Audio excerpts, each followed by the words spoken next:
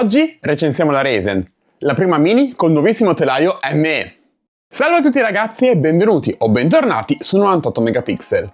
Io sono Axel e oggi, come avete visto, mi è finalmente arrivata la Resen, la nuova Mini con nuovo telaio appena uscito, appena rilasciato da Tamiya, e oggi cerchiamo un po' di scoprirlo insieme. Non tanto la Mini in sé per sé, che tanti hanno già recensito, ma il telaio vero e proprio, che è la parte secondo me più succosa. Via con la sigla!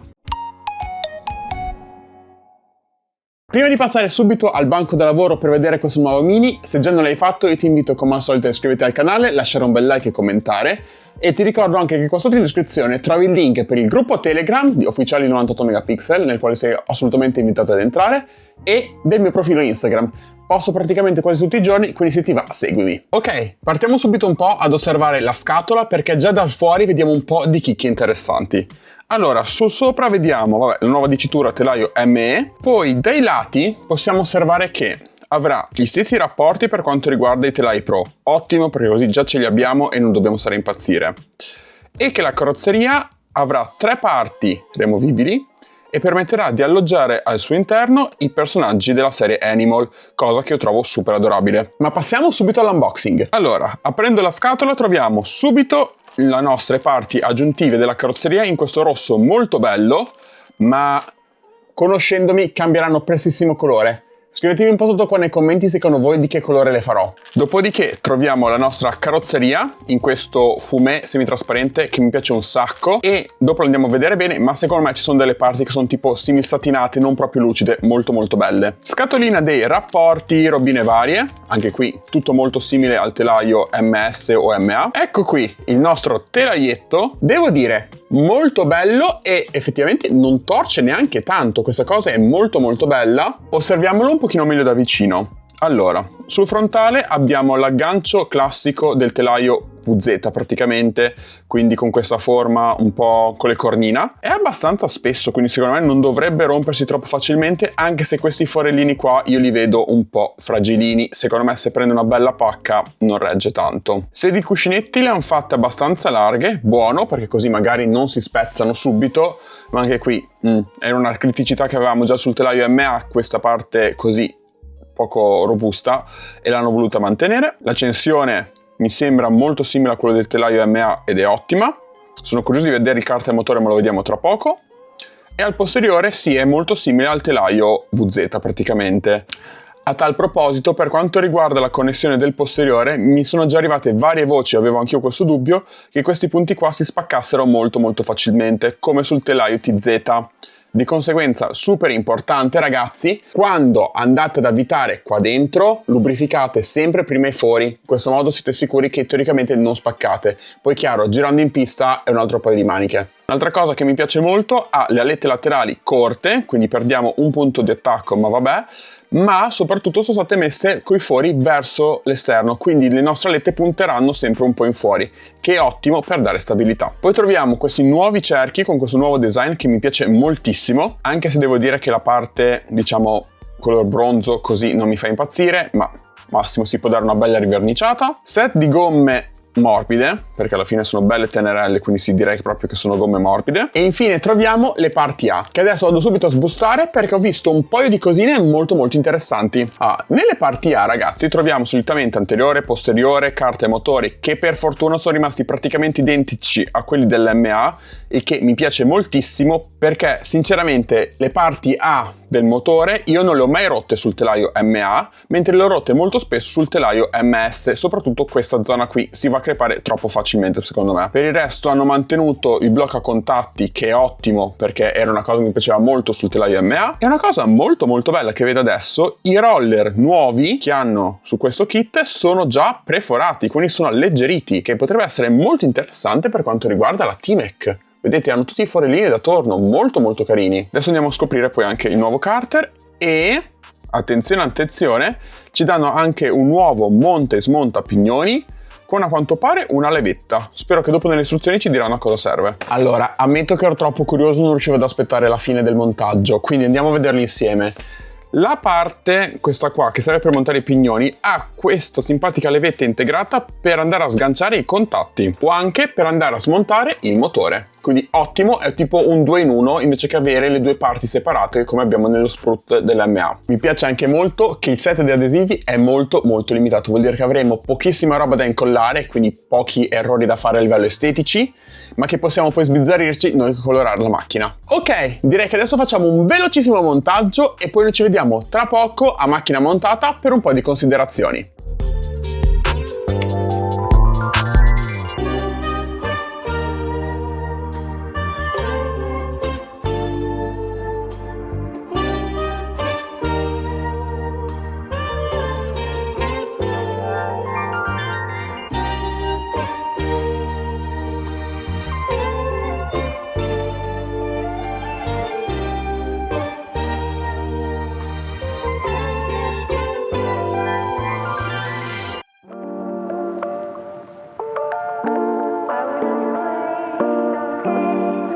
Ok, mini montata, almeno il telaio, adesso andiamo a fare un po' di prove. Prima di tutto le batterie. Come potete vedere mi sono preparato 2 Enelope e 2 Neochamp, quindi dimensioni diverse, vediamo se fittano bene all'interno.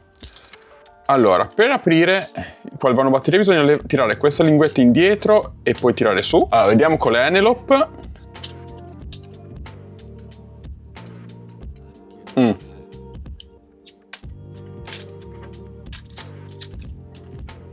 Allora, questa entra un po' a fatica, questa ok, spingendo un po'. Allora, entrano diciamo di misura, quindi magari un pelo più larga era meglio. Sentiamo l'accensione.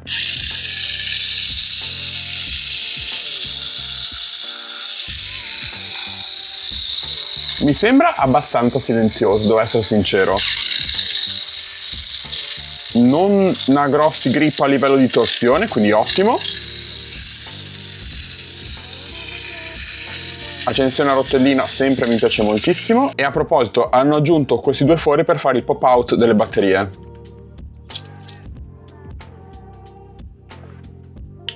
Questa chiusura qua non è proprio il massimo. Bello il fatto che rimanga agganciata, ma questa levettina qua non mi fa impazzire, devo essere sincero.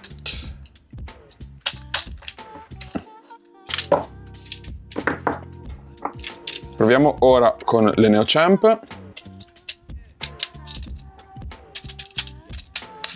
Sì, decisamente con le Neochamp entrano molto più serenamente, sono anche più sottili ragazzi, però sono molto più tranquille ad entrare. Vediamo se cambia qualcosa. No, direi di no. Ok, adesso andiamo un po' ad analizzare all'interno la meccanica, vediamo un po' com'è. Allora, prima di tutto abbiamo visto copri batteria, bello che rimanga agganciato, un po' meno l'apertura, ma vabbè. Apertura tipo telaio MA, quindi slide in avanti e si apre, è molto comoda. Mi è piaciuto moltissimo che gli agganci del motore entrano senza stringere troppo, quindi non si sforza quando si incastra il motore. Ottimo, perché così è più difficile che si vada a rompere.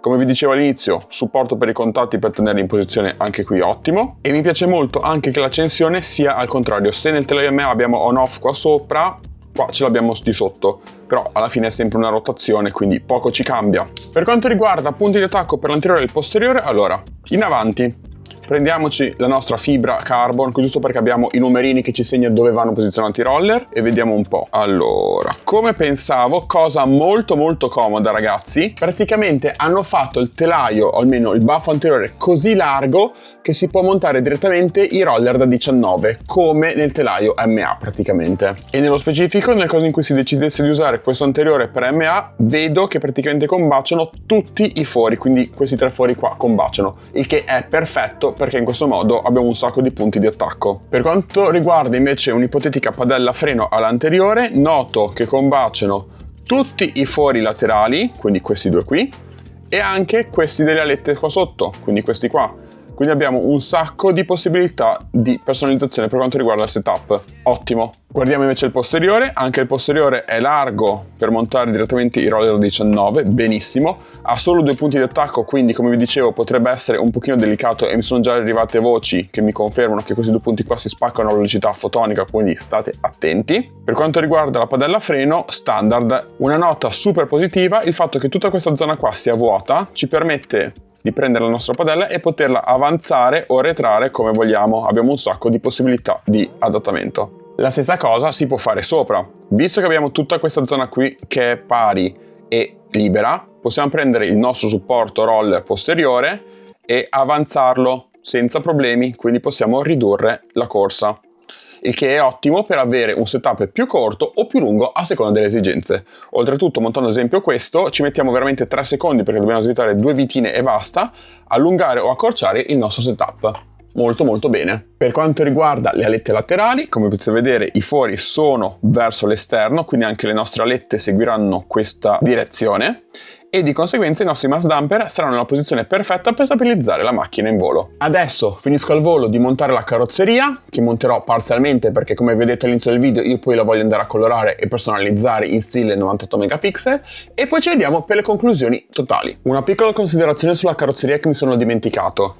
Mi piace moltissimo il fatto che sia questo nero fumé e che non sia tutta lucida, ma che abbia appunto i 2 vetri lucidi, ma il resto è questo opaco che le sta veramente bene. E la carrozzeria, ragazzi, così, solo la plastica fumé, è molto molto leggera. Ed eccoci quindi finalmente qua con la nostra Raisin finalmente montata. Si monta in circa una mezz'oretta seguendo le istruzioni e andando con calma, e devo dire che anche in rosso fa un bellissimo effetto. La parte più bella comunque secondo me resta il fatto della carrozzeria centrale tra l'opaco e il lucido, con i vetri lucidi e le zone esterne della carrozzeria in questo nero opaco, secondo me fanno un contrasto fantastico senza l'utilizzo di adesivi che poi si potrebbero andare a rovinare. Questa cosa è top. La parte rossa anche lei molto bella, mi piace molto come si va a incastrare con i finestrini piuttosto che qua con la carrozzeria creando questi bocchettoni d'aria molto molto belli. Ammetto che però che non vedo l'ora di ricolorarli del mio colore preferito perché secondo me diventa una figata. È una carrozzeria comunque abbastanza ingombrante, infatti nasconde completamente le alette laterali che quindi in questo caso andranno montate da sotto, mi raccomando svasate fuori dentro la fibra per non graffiare la pista, e anche l'anteriore, anche se possiamo notare che comunque tra il faro e la parte in plastica c'è spazio per una fibra anche bella grossa, quindi questo ottimo perché ci permette di montare il baffo come vogliamo noi. Ma quindi questo Stelvio ME mi ha convinto? Devo dire di sì, nel senso che scorre molto molto bene, non è affatto rumoroso e questo mi piace molto perché vuol dire che ha pochi attriti. Come potete vedere non ho fatto modifiche alla macchina in questo video proprio perché volevo fare una recensione molto easy. E attenzione attenzione, prossimamente farò una seconda parte dedicata al telaio ME nel quale farò un mio setup. Più o meno, chiaramente è un telaio nuovo che non conosco, quindi farò un setup che secondo me potrebbe andare bene, poi lo testerò in pista e farò le correzioni del caso. Un telaio quindi interessante che merita di essere esplorato e sperimentato. Fatemi sapere anche voi qua sotto nei commenti se l'avete provato e cosa ne pensate. Chiaro, è nuovo, magari tra un mese e 2 non se lo filerà più nessuno, ma io adesso sono super curioso di vedere come va. Detto questo, io vi saluto, vi ricordo che ci vediamo lunedì prossimo alle 18 con un nuovo video, che qua sotto in descrizione trovate il link per il profilo Instagram e per il gruppo Telegram, e se per favore vi iscrivete al canale, lasciate un bel like e condividete, mi aiutate con l'algoritmo di YouTube. Ciao!